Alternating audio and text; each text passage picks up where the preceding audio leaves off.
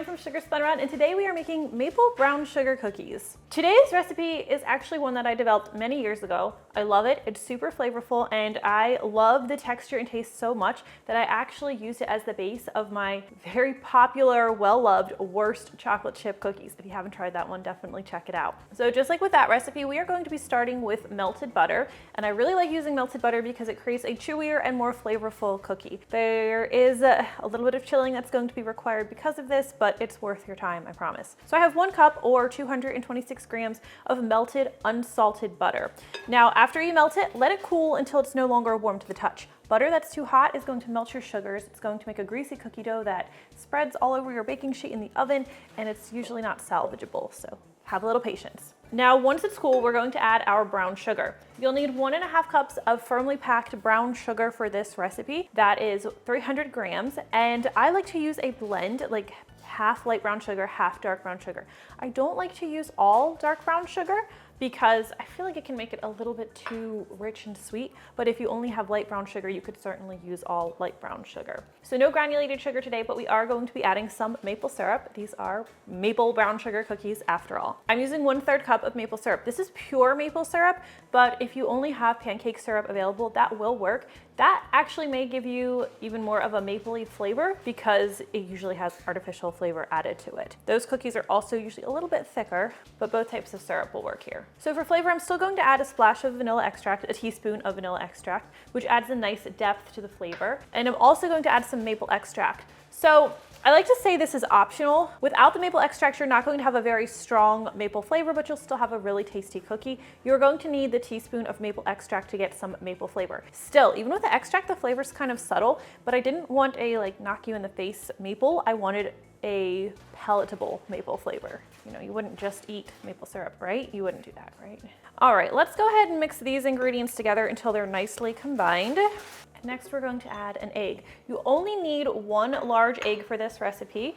Let's pick a pretty one. And you do want it to be room temperature because a cold egg added to our otherwise room temperature ingredients could kind of shock the dough, and it's just not ideal.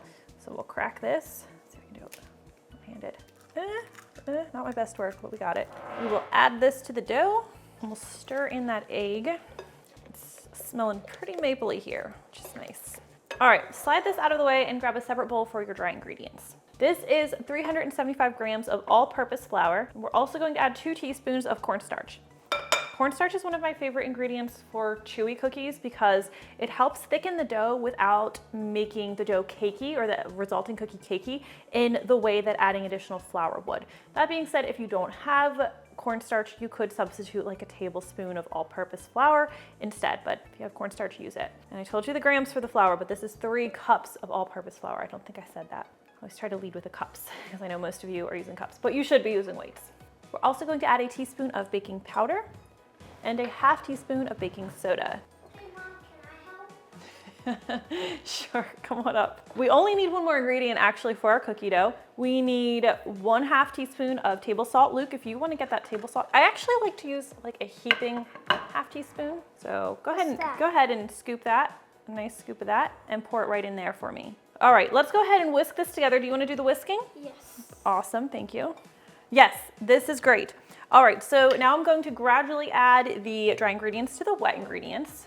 All right, so how about I add some of it and then you start mixing it? So I like to do this in a couple parts. It's not a very stiff cookie dough, but it still helps to do this gradually. Now, of course, today's recipe could be made with an electric mixer or a stand mixer if you don't want to mix it manually, but I'm just doing everything by hand today, which is one thing I love about this recipe. We'll add a little bit more flour. You're doing great. Thank you for your help. You're welcome, Mom. Whenever we stir anything, so we want to make sure all of the dry ingredients disappear. I'm just telling you, you did a very good job mixing it. I'm just letting you know. So whenever you make a dough or a batter, you want to make sure you get rid of all the flour. Why? So that it's well combined, because if it's not combined, it means you could have like cookies where they're dry in some parts or they're too soft in other parts, or they are like bumpy because they rise in certain parts. So you always want it to look nice and uniform, and you scrape the bottom. See, there's some flour hiding. Yeah. All right, so Luke, you know what's one thing about this recipe that's not super great? No. The dough needs to chill. This cookie dough needs to chill for at least an hour. Sometimes I will even put it in the fridge and chill it overnight before I use it. So I'm gonna grab some plastic wrap. Let's not add any more salt. All right, I'm gonna cover this up, okay? and then we'll put it in the fridge, and we will be back in 2 hours. You have a bit of time before you need to preheat your oven, but when it's time, we're going to preheat our oven to 375 degrees Fahrenheit. See you in a bit. All right, once our dough has chilled, we're going to go ahead and scoop it. And if you pull it out of the fridge after just an hour and it seems really soft, just do a test cookie or two, and if it spreads too much, just let the dough chill longer.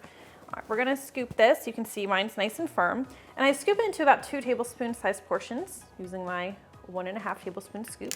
Just make them nice and heaping.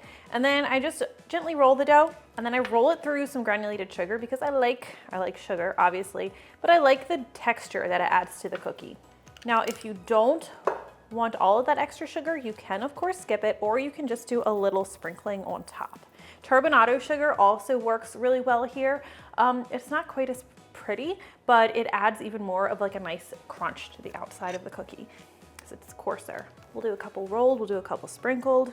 All right, now off to the center rack of our oven where they're going to need to bake for about 10 to 12 minutes. All right, I'm also gonna show you guys my spoon trick, which you only use if you are super particular about how your cookies look. If they look a little wonky and aren't totally round, then within a couple seconds of them coming out of the oven, you can use a pair of spoons to round them.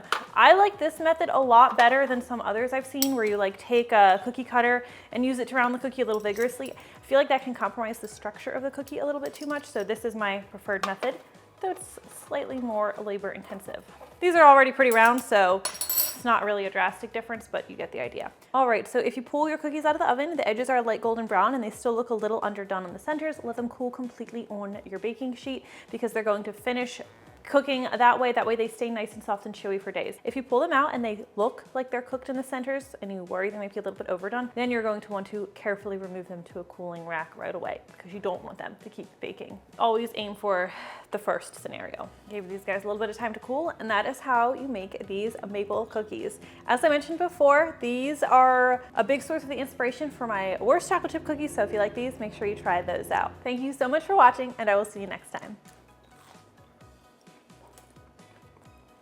That is a good cookie. I